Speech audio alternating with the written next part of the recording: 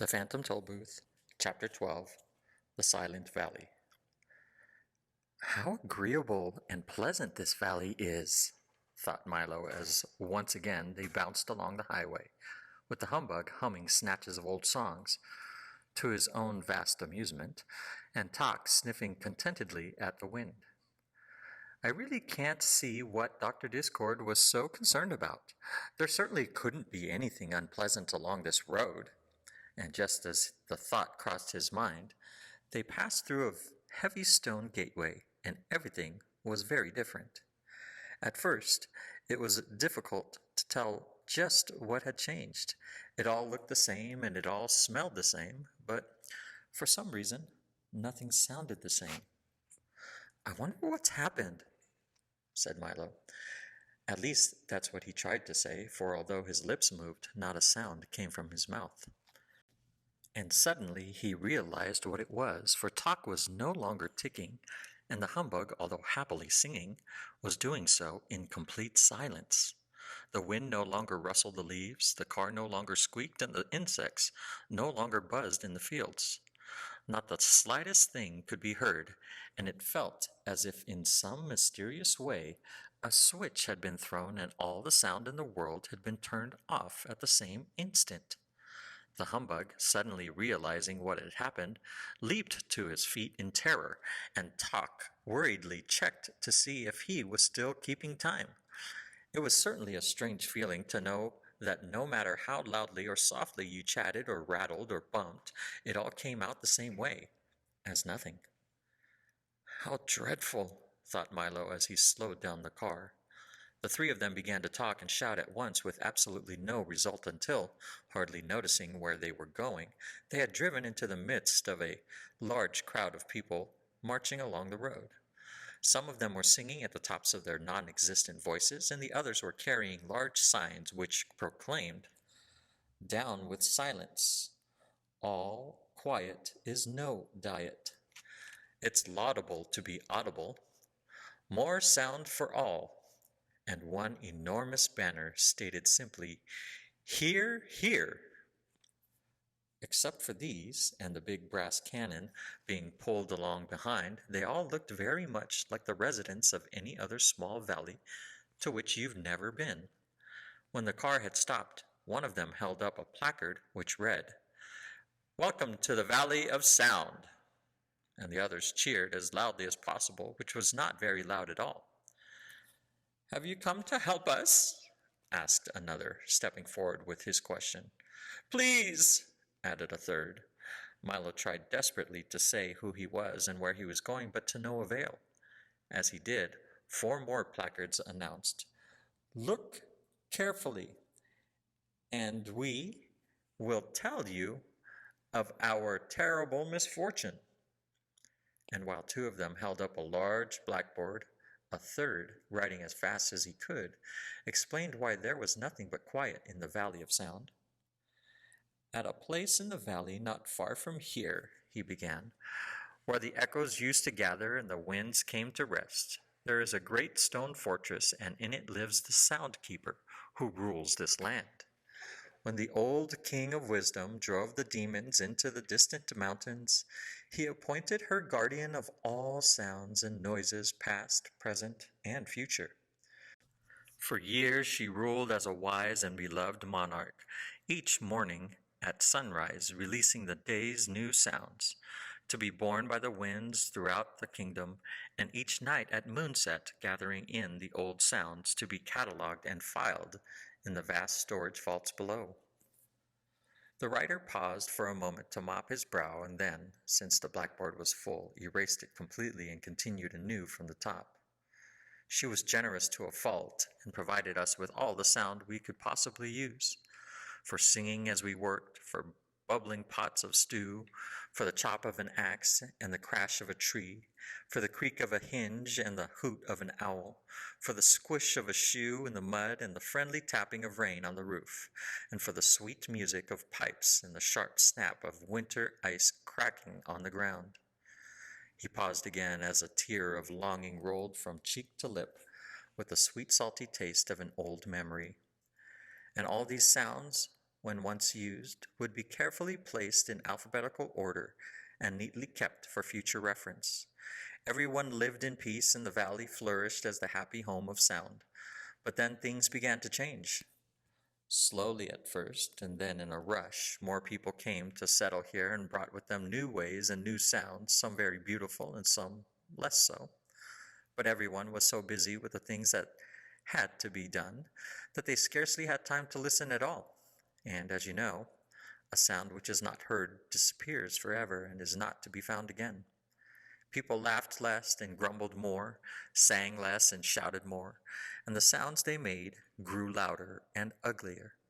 It became difficult to hear even the birds or the breeze, and soon everyone stopped listening for them. He again cleared the blackboard as the humbug choked back a sob and continued writing. The soundkeeper grew worried and disconsolate. Each day there were fewer sounds to be collected, and most of those were hardly worth keeping. Many people thought it was the weather, and others blamed the moon. But the general consensus of opinion held that the trouble began at the time that rhyme and reason were banished. But no matter what the cause, no one knew what to do. Then, one day, Dr. Discord appeared in the valley with his wagon of medicines and the bluish smoggy din. He made a thorough examination and promised to cure everyone of everything, and the soundkeeper let him try. He gave several bad-tasting spoonfuls of medicine to every adult and child, and it worked, but not really as expected, for he cured everybody of everything but noise. The soundkeeper became furious. She chased him from the valley forever and then issued the following decree. From this day forward, the Valley of Sound shall be silent. Since sound is no longer appreciated, I hereby abolish it. Please return all unused amounts to the fortress immediately. And that's the way it has been ever since, he concluded sadly. There is nothing we can do to change it, and each day new hardships are reported. A small man with his arms full of letters and messages pushed through the crowd and offered them to Milo. Milo took one which read, Dear Soundkeeper, we had a thunderstorm last week, and the thunder still hasn't arrived. How long should we wait? Yours truly, a friend. Then he took a telegram which stated, Band concert, great success, stop. When may we expect the music? Stop. Now you see, continued the writer, why you must help us attack the fortress and free sound. What can I do? Wrote Milo. You must visit the soundkeeper and bring from the fortress one sound, no matter how small, with which to load our cannon. For if we can reach the walls with the slightest noise, they will collapse and free the rest. It won't be easy, for she is hard to deceive, but you must try. Milo thought for just a moment, and then, with a resolute, I shall, volunteered to go. Within a few minutes, he stood bravely at the fortress door. Knock, knock, he wrote neatly on a piece of paper, which he pushed under the crack. In a moment, the great portal swung open, and, as it closed behind him, a gentle voice sang out, Right this way. I'm in the parlor. Can I talk now? Cried Milo happily, hearing his voice once again. Yes, but only in here, she replied softly. Now do come into the parlor. Milo walked slowly down the long hallway and into the little room where the soundkeeper sat listening intently to an enormous radio set, whose switches, dials, knobs, meters, and speaker covered one whole wall, and which at the moment was playing nothing. Isn't that lovely? She sighed. It's my favorite program. 15 minutes of silence, and after that there's a half hour of quiet, and then an interlude of lull. Why, did you know that there are almost as many kinds of stillness as there are sounds? But sadly enough, no one pays any attention to them these days. Have you ever heard the wonderful silence just before the dawn? She inquired.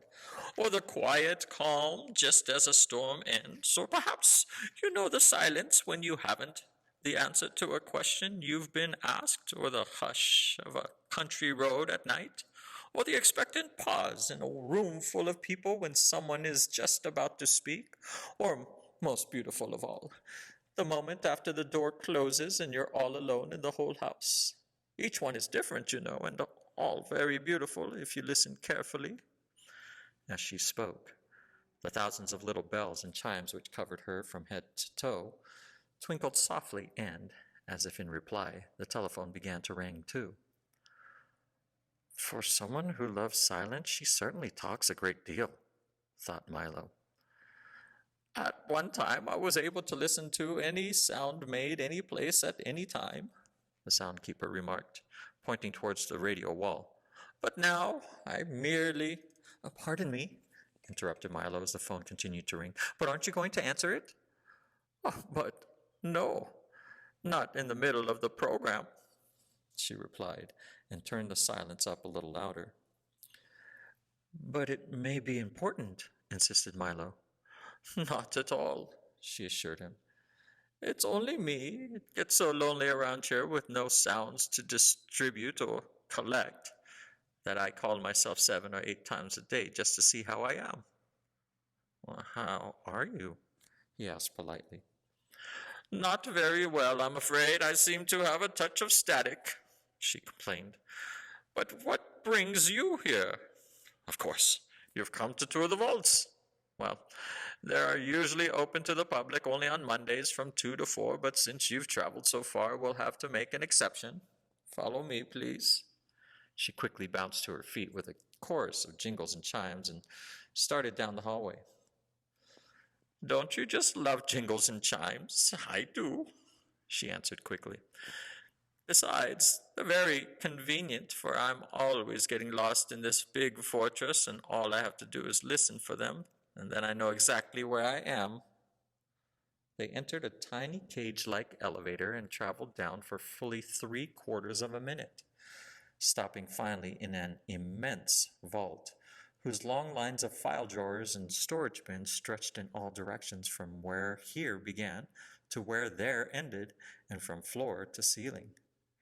Every sound that's ever been made in history is kept here, said the soundkeeper, skipping down one of the corridors with Milo in hand. For instance, look here. She opened one of the drawers and pulled out a small brown envelope. This is the exact tune George Washington whistled when he crossed the Delaware on that icy night in 1777. Milo peered into the envelope, and sure enough, that's exactly what was in it. But why do you collect them all? He asked as she closed the drawer. If we didn't collect them, said the soundkeeper as they continued to stroll through the vault, the air would be full of old sounds and noises bouncing around and bumping into things. It would be terribly confusing because you'd never know whether you were listening to an old one or a new one. Besides, I do like to collect things, and there are more sounds than almost anything else. Why, I have everything here, from the buzz of a mosquito 1,000,000 years ago to what your mother said to you this morning. And if you come back here in 2 days, I'll tell you what she said tomorrow. It's really very simple. Let me show you. Say a word. Any word. Hello? Said Milo, for that was all he could think of. Now, where do you think it went? She asked with a smile. I don't know, said Milo, shrugging his shoulders. I always thought that most people do, she hummed, peering down one of the corridors. Now, let me see. First, we find the cabinet with today's sounds. Here it is. Then we look under G for greetings, and then under M for Milo, and here it is already in its envelope. So, you see, the whole system is quite automatic. It's a shame we hardly use it anymore. Oh, that's wonderful, gasped Milo. May I have one little sound as a souvenir? Certainly, she said with pride, and then immediately thinking better of it, added, Not. And don't try to take one because it's strictly against the rules. Milo was crestfallen. He had no idea how to steal a sound, even the smallest one, for the soundkeeper always had at least one eye carefully focused on him. Now for a look at the workshops, she cried, whisking him through another door and into a large abandoned laboratory full of old pieces of equipment, all untended and rusting. This is where we used to invent the sounds, she said wistfully. Do they have to be invented? Asked Milo, who seemed surprised at almost everything she told him. I thought they just were. No one realizes how much trouble we go through to make them, she complained. Why, at one time this shop was crowded and busy from morning to night. But how do you invent a sound? Milo inquired. Oh, that's very easy, she said. First, you must decide exactly what the sound looks like, for each sound has its own exact shape and size. Then you make some of them here in the shop and grind each one 3 times into an invisible powder and throw a little of each into the air every time you need it. But I've never seen a sound, Milo insisted. You never see them out there, she said, waving her arm in the general direction of everywhere, except every once in a while on a very cold morning when they freeze, but in here we see them all the time. Here, let me show you. She picked up a padded stick and struck a nearby bass drum 6 times. 6 large, woolly, fluffy cotton balls, each about 2 feet across, rolled silently out onto the floor. You see, she said, putting some of them into a large grinder. Now listen. And she took a pinch of the invisible powder and threw it into the air with a boom, boom, boom, boom. Do you know what a hand clap looks like? Milo shook his head. Try it, she commanded. He clapped his hands once, and a single sheet of white paper fluttered to the floor. He tried it 3 more times, and 3 more sheets of paper did the very same thing. And then he applauded as fast as he could, and a great cascade of papers filled the air. Isn't that simple? And it's the same for all sounds. If you think about it, you'll soon know what each one looks like. Take laughter, for instance, she said, laughing brightly, and 1,000 tiny brightly colored bubbles flew into the air and popped noiselessly. Or speech, she continued. Some of it is light and airy, some sharp and pointed, but most of it, I'm afraid, is just heavy and dull. Well, how about music? Asked Milo excitedly. Right over here. We weave it on our looms. Symphonies are the large, beautiful carpets with all the rhythms and melodies woven in. Concertos are these tapestries, and all the other bolts of cloth are serenades, waltzes, overtures, and rhapsodies.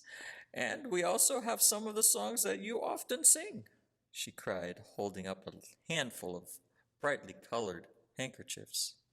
She stopped for a moment and said sadly, We even had one section over there that did nothing but put the sound of the ocean into seashells. This was once such a happy place. Then why don't you make sound for everyone now? He shouted, so eagerly that the soundkeeper leaped back in surprise. Don't shout so, young man. If there's one thing we need more of around here, it's less noise. Now come with me and I'll tell you all about it. And put that down immediately. Her last remark was directed toward Milo's efforts to stuff one of the large drum beats into his back pocket. They returned quickly to the parlor, and when the soundkeeper had settled herself in a chair and carefully turned the radio to a special hour of hush, Milo asked his question once again in a somewhat slower voice. It doesn't make me happy to hold back the sounds, she began softly, for if we listen to them carefully, they can sometimes tell us things far better than words. But if that is so, asked Milo, and he had no doubt that it was, shouldn't you release them? Never! She cried. They just use them to make horrible noises which are ugly to see and worse to hear. I leave all that to Dr. Discord and that awful, awful din. But some noises are good sounds, aren't they? He insisted. That may be true, she replied stubbornly, but if they won't make the sounds that I like, they won't make any. But, he started to say, and it got no further than that. For while he was about to say, that he didn't think that was quite fair, a thought to which the obstinate soundkeeper might not have taken kindly, he suddenly discovered the way he would carry his little sound from the fortress. In the instant between saying the word and before it sailed off into the air, he had clamped his lips shut, and the but was trapped in his mouth, all made but not spoken. "Well, I mustn't keep you all day," she said impatiently. "Now turn your pockets out so I can see that you didn't steal anything, and you can be on your way." When he had satisfied the soundkeeper, he nodded his farewell, for it would have been most impractical to say "thank you" or "good afternoon," and raced out the door.